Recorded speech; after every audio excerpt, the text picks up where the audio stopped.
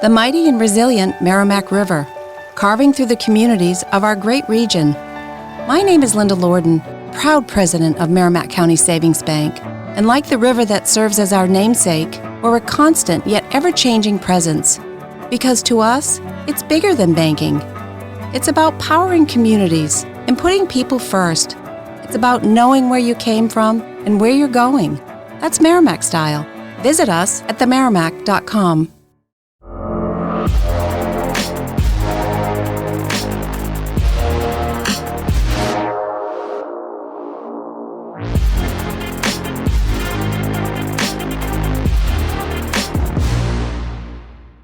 Hello and welcome back to Chasing Excellence, a show about chasing what truly matters. My name is Patrick Cummings, here all by myself with a very quick introduction to our conversation today. We've got a really fun one this time around where Ben and I answer a listener question about how we can collectively as a society pursue better health. We talk about the Sickness-Wellness-Fitness Continuum that CrossFit populated years ago, the importance of bravery, why the deck is stacked against us, and the role that school could play in building a healthier world.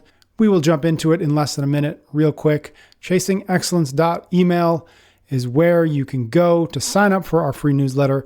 Every single weekend, we send out an email with what's come out that week, as well as a link to a form that you can use to ask us your questions. We love them. We want them to keep on coming. We thank you in advance for doing so.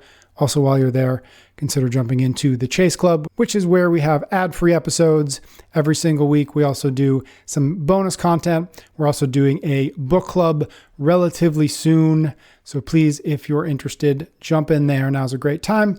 We've got a 25% off summer special. You don't need any links or codes. Just if you sign up at ChasingExcellence.email, if you upgrade to the Chase Club, you'll be in for that discount. We welcome you. We invite you. We're excited to see you in there. Okay, let's get into this conversation all about building a healthier society. We got a question from Shane. Although this might be the opposite of chasing excellence, how would you define a minimally acceptable level of health and fitness for an average person? So many folks are living unhealthy and unfit lives, but are very far away from the general CrossFitter and even further from most who listen to this podcast.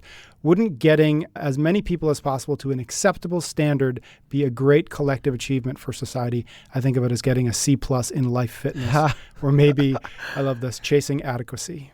We're gonna change our title of our podcast to Chasing. No, I'm just kidding. But I love this question. This is something that I think is important to unpack and talk about and figure out where that optimal level of fitness for the average person. We can define those terms as we see fit. But first thoughts on this question from Shane.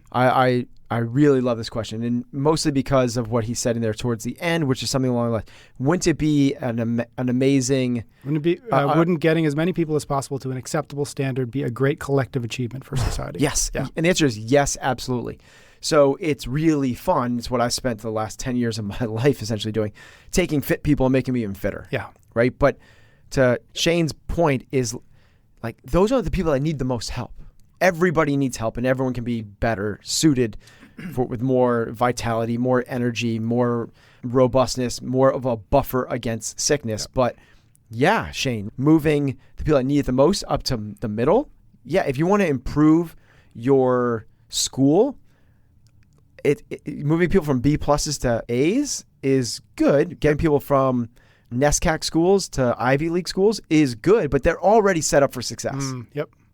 Getting people that are failing out, dropping out, not going to higher education, getting them into that pipeline, you're making massive, drastic changes. So I love this question. In an effort to create a framework for this, which is what we love to do, there's one that we've talked about before, which is the Sickness-Wellness-Fitness Continuum. Yep. If you think of this as like a bell-shaped curve, on the lower left-hand side, you have sickness.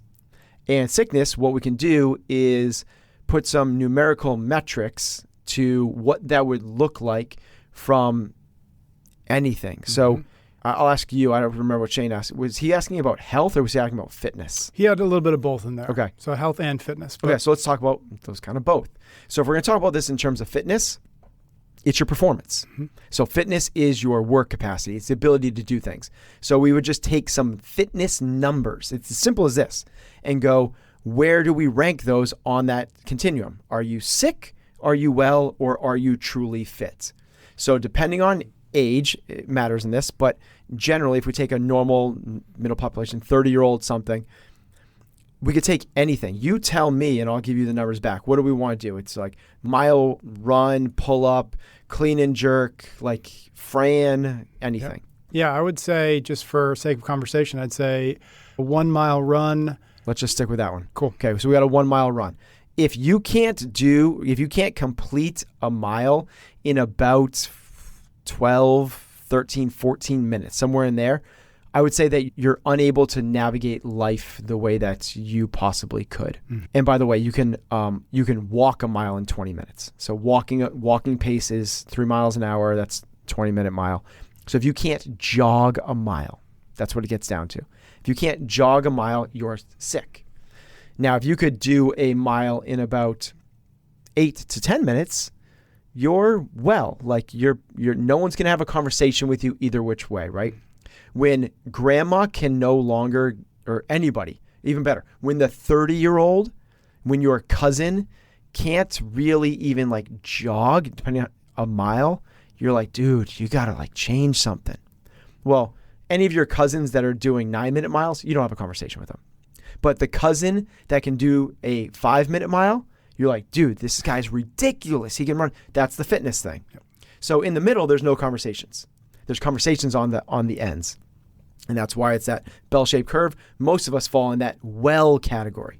So this is the goal. Can we get people from a fitness perspective, doing 13, 14, 15-minute miles? Yes. Can we get them to 8, 9, and 10-minute miles? That would be one of those things that we'd be wanting to do. In terms of deadlifts, if you can't deadlift, the kind of numbers is like half of your body weight. Mm-hmm. So that means you can't go to Home Depot and pick up one of those really big, heavy bags, right? Like a 70, 80 pound, that type of thing. Yep. If you can't deadlift half of your weight, you're going to be restricted in everyday life. Well, once you can deadlift your body weight, we put that in the well category. Now, fit would be double your body weight. And we do that for all these things. And I love that idea of, yes, let's move people up that spectrum. Now, that's for the fitness side of things. We could map anything else that we talk about this show on that spectrum, meaning we could do it with sleep. So what we want to do is map the behaviors, not just the outcomes. So if we want to map the behaviors of the fitness thing, what that means is if you are only being active, meaning like 20 to 30 minutes, 6 minutes once a week, you're not going to get there. That's not going to do it. Now, in the middle, we're talking about that's the middle. No one's going to talk to you if you're going to the gym 3 times a week. That's good. But what are the fit people doing? 5, 6, 7 days a week. That's the same thing. So what are the behaviors we would do with sleep? Well, if you're not getting over 6 hours, it's really 7, but like if you're not getting over 6 hours of sleep, we know it's below 6, you're creating disease inside of you. So what we were looking for is for the fit people is at 7 to 9 hours. And what are the fit people doing? 8, 9, and 10. Like that's how we map the sleep one. And how do we do nutrition? Nutrition, people on this end of the spectrum are eating calorie-dense foods, meaning there's very little nutrients, vitamins, minerals, phytochemicals, fiber, antioxidants, those type of things. Very little quality in their food, but lots of calories. What does that look like in real life? Anything that's been processed. Mm-hmm. What are the middle people doing? They're splitting the balance between there. They're having some chips. They're having some alcohol. They're eating out at restaurants, but they're also balancing that with some clean protein, some fruits, some vegetables. They are skipping some desserts every now and then. They're trying to pay attention, not eating too much. What are the people on the fit side doing? They're eating fruits, vegetables, nuts, seeds, very little sugar. They're trying to balance their meals. They're not overeating. They're worried about their sourcing. They're trying to get from as clean a thing as they possibly can. That's what we're doing with the nutrition category. And then we go with the connection thing. Like, are you paying attention to your stress levels in your relationships? Or is this something that you feel like you're a victim to, right? And we get into the mindset aspect of this thing. So yeah, what we want to do is map the system. And what we do is this sick, well, fit. And then we create the subcategories: your training, your nutrition, your sleep, your mindset, and how well you connect with other people, recover, all that stuff. Yep. The Sick-Well-Fit Continuum. Impossible question to answer, but where would you, if you had to take the average, and we'll stick with America because obviously it's where we're at, but it's likely to be the case pretty much everywhere. If you had to put a percentage on like this many people are in the sick category, almost no matter what of those metrics we kind of pulled out of the hopper and put in there, what percentage was in that well category and what percentage might be in that fit category? It's a cool, I'll do it as a thought. I don't have the answers to that, but from my own very narrow view of this, I would unfortunately say 50 to 60% of America is in the sick category. Yeah. I would say the 30 to 40% are in the well category, and only 10% are in the fit category. Mm-hmm. If that's, it might even be lower than that. So my question then would be, the goal, Shane's question, what we're talking about is how do we move the sick, the 50 to 60%, again, whatever that actually is, into that well category? Why is there such a gap between those two things? Like if you had to identify like what's going on that the majority of people fall into that sick category versus the well category. Okay, so this is a huge conversation. We're up against it. We're set up to fail. I am a capitalist through and through, but it comes down to dollars. Yep. It's big food, big soda, and big pharma. So those massive companies essentially drive legislation. So what are the laws? Mm-hmm. Basically what gets put on food labels, what's labeled as a carcinogen and can't be sold in America and what can. They drive the education system, basically what's being taught in schools, and religion. So all of the authority figures that we say, please tell us how to do this well, are conspiracy theorist approach to this, their motives is to line pockets, not for the health of society. Mm-hmm. So we're up against it. It really is. There's not a lot of money to be made in sustainable farming. There's not. The feedlot, industrial farming, is no pun intended, a cash cow. Like a massive multi-$100 business, if not trillion-dollar business. To think that those guys aren't going to try to protect themselves and expand their year-over-year comps, meaning like they made this much last year and they want to make more next year. So say that they're going to like let it slide to like what's the healthier alternative is in my mind is just naive. Mm-hmm. Now, what do I mean by like it's involved in religion and schools? They're the ones that are formulating the studies.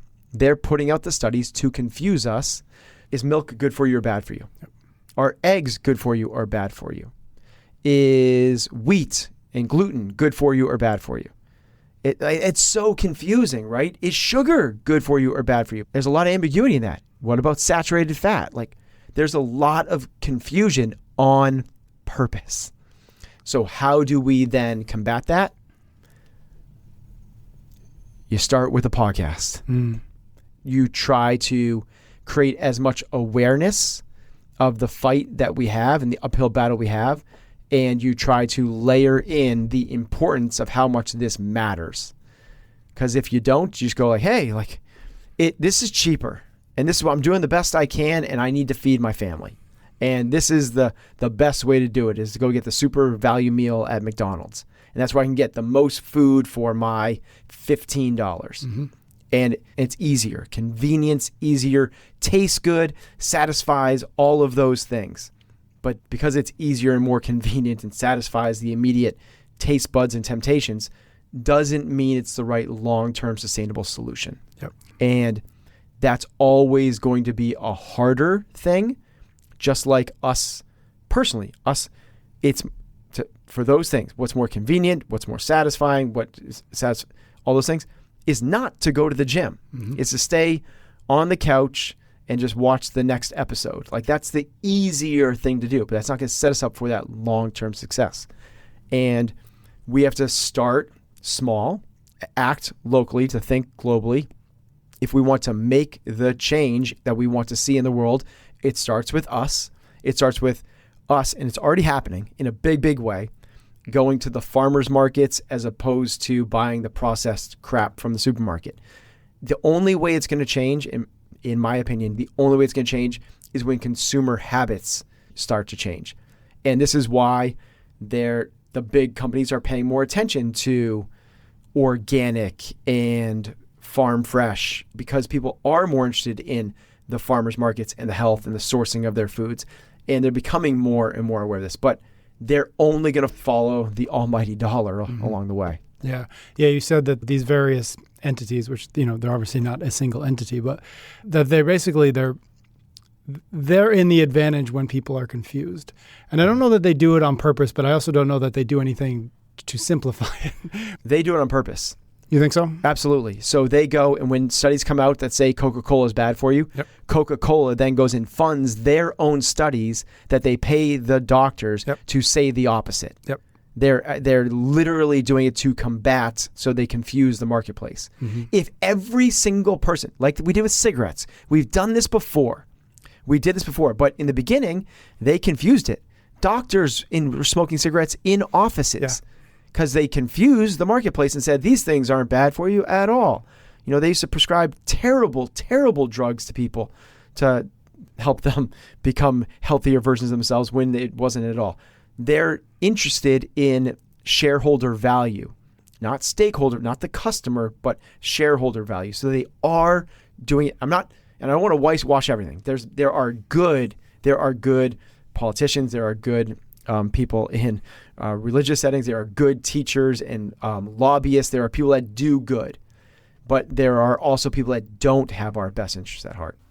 We will be right back to this conversation in 2 minutes, but first, a quick word of thanks from a few sponsors and a new sponsor this time around. We're brought to you by Bespoke Post. My friends, let's make mail great again, and we can do that with Bespoke Post. Whether you want to drink and eat more awesome, dress and travel more awesome, or explore more awesome, Box of Awesome has you covered. You can get a mystery gift with your first monthly shipment when you sign up at boxofawesome.com and enter the code excellence at checkout. To get started, just take the quiz at boxofawesome.com. Your answers will help them pick the right box of awesome for you. It's free to join, and they release new items every month across a ton of different categories. You'll be connected with a bunch of really amazing small businesses that you would otherwise likely never come across. They sent me a box just this week, and I got to say, they nailed it. I got a cool, high-quality storage box and a pen from a brand called More Deco. The box is the perfect size to put my phone in so that I'm not constantly tempted to pick it up and send Ben pictures of every meal that I eat. He doesn't appreciate that, surprisingly. And the pen, well, just honestly, giving me a really nice pen is like giving me a hug that doesn't end. And so I was super excited to get this from Bespoke Post. When you become a member, you'll have access to stellar discounts across a plethora of products. That's right, I said plethora. Sometimes you'll get them for 30% off or more. You can get a free mystery box with your first monthly shipment when you sign up at boxofawesome.com and you use the code excellence at checkout. That's boxofawesome.com. Use the code excellence for a free mystery gift with your first monthly shipment.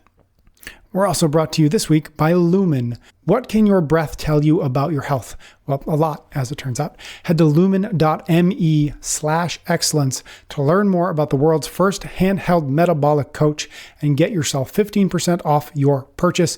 What exactly is Lumen?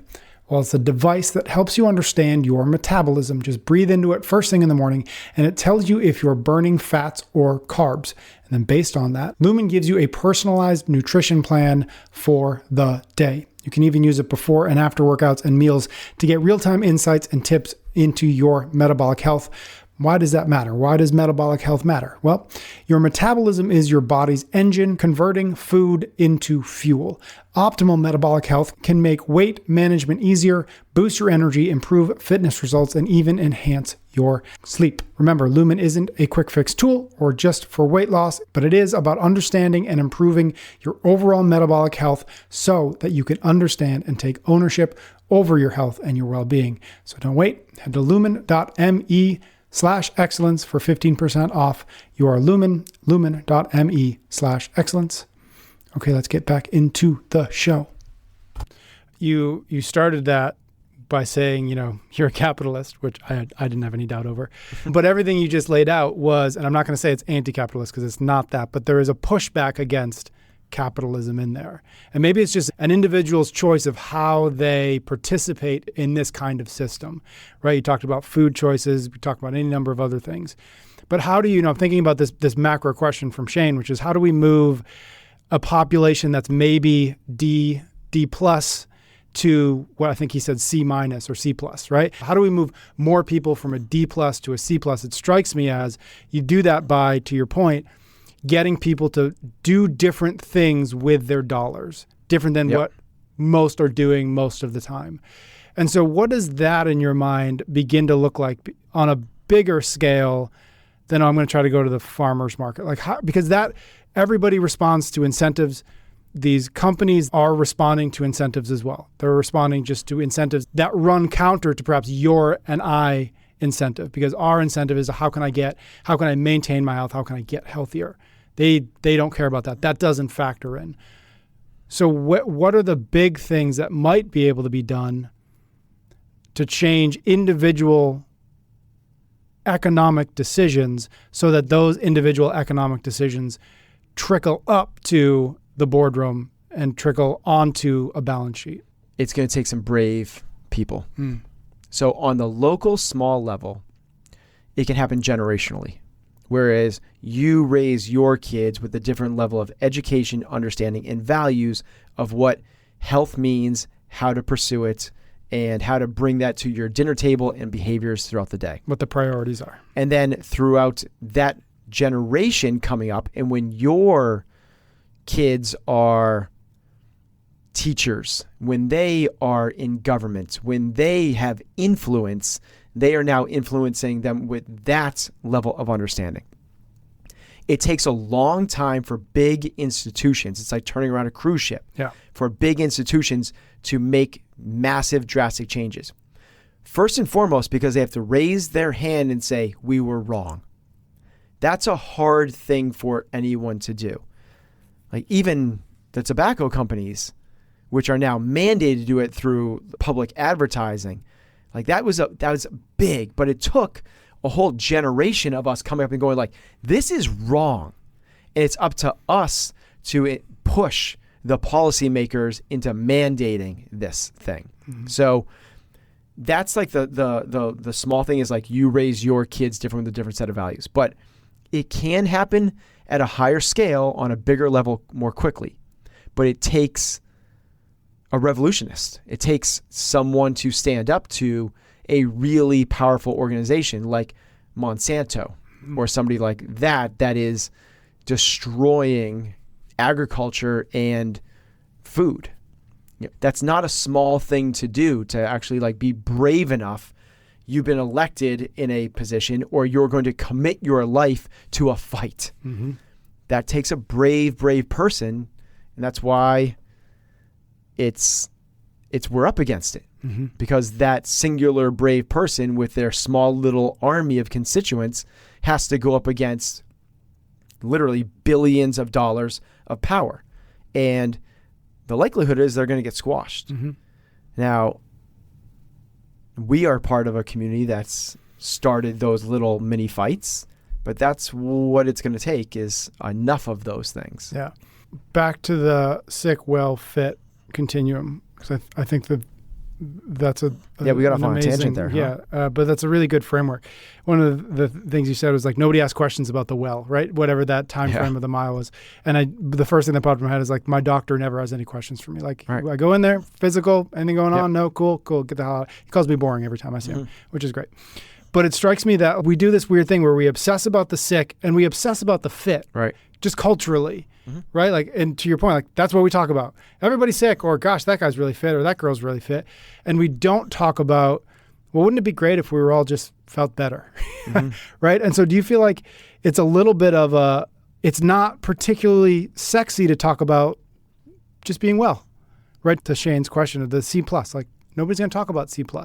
And so therefore nobody thinks of it as the aspiration.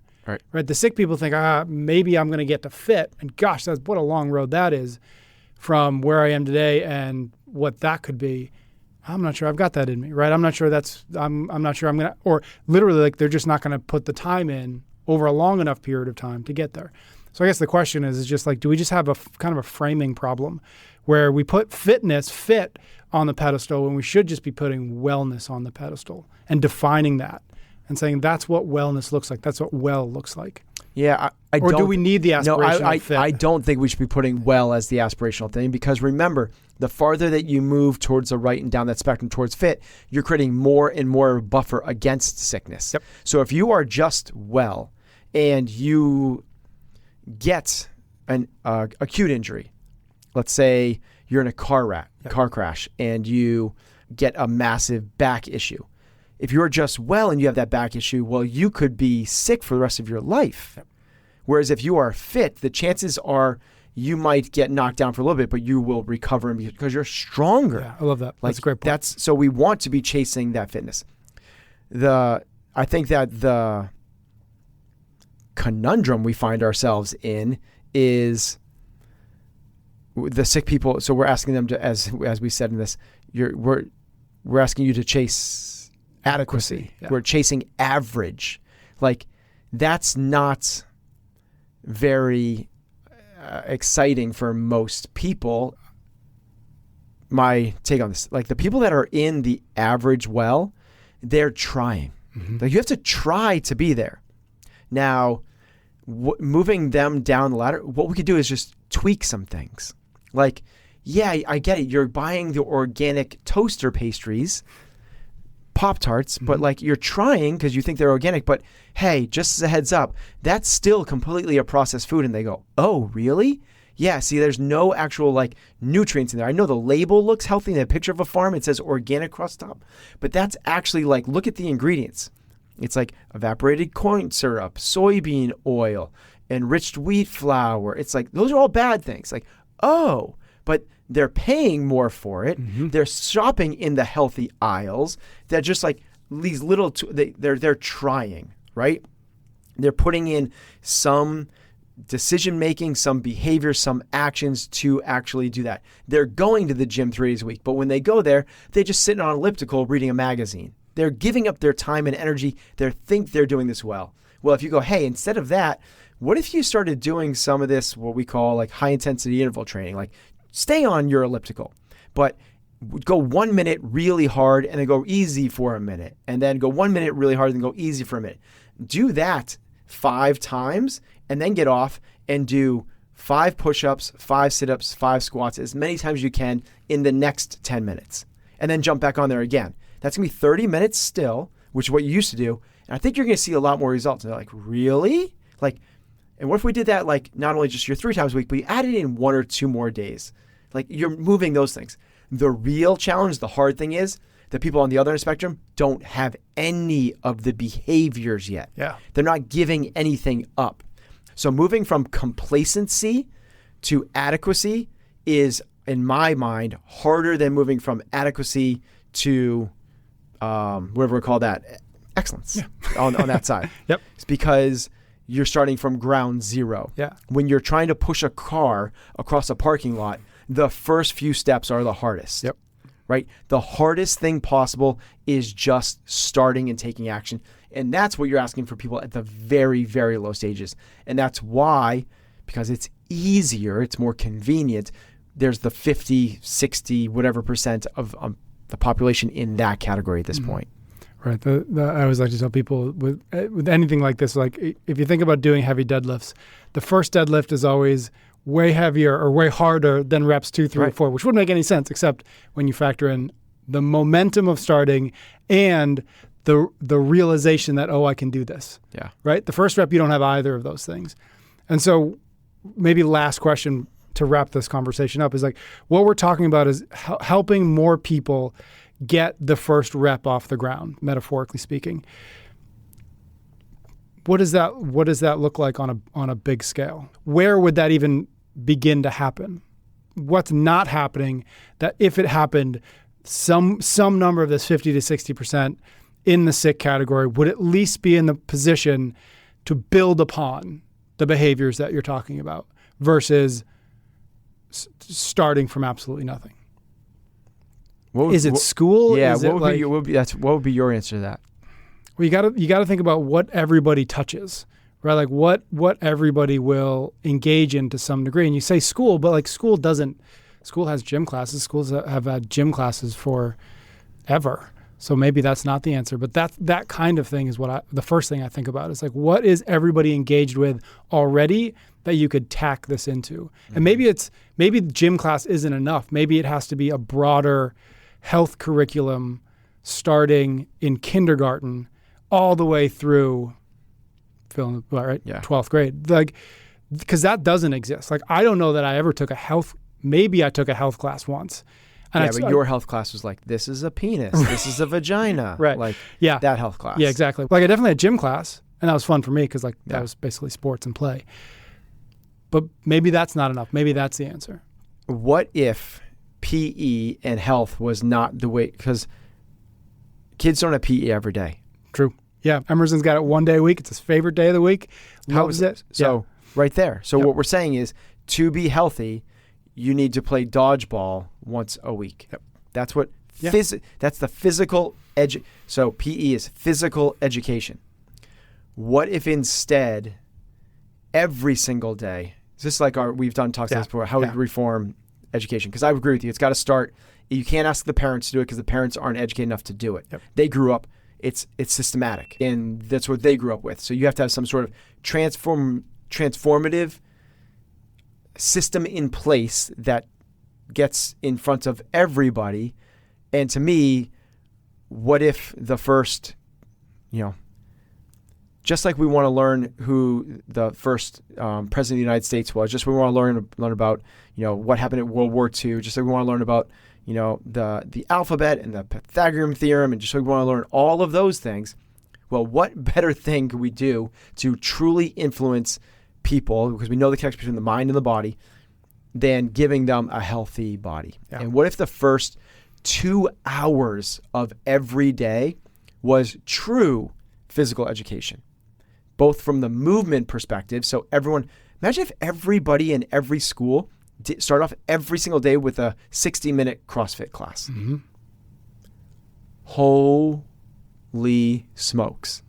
And then the next hour was 5 factors of health. Mm-hmm. Like, where would those people be when they start that at 5 and 6 years old, when they are 18 and 19 years old, after doing that for, a decade and a half? It would be a completely different operating system, which would create a completely different set of results. But again, that's going to take someone really brave that goes up against it. Because, by the way, this was Michelle Obama's initiative. This was her as the first lady. This is what I'm going to bring to the public. It was, we are going to get people to eat better. We're going to get people to eat better. We're going to change school lunches. We're going to do all this stuff. And then the lobbyists that provide the school lunches got in front of her, and she was like, okay, instead let's get kids to move. And it wasn't physical education. It was just like, let's just run around a bunch.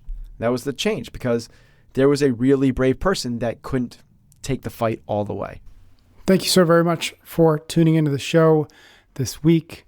Thank you for your ratings, for your reviews. Thank you for sharing the show with your cousins, specifically your cousins. I appreciate that especially. ChasingExcellence.email, one more reminder, join us over there. Consider upgrading to the Chase Club, get some ad-free episodes, get some bonus content, join us in the book club. That'd be wonderful. I'd love to see you over there. And thank you in advance. Ben and I will be back soon for a brand new episode of Chasing Excellence.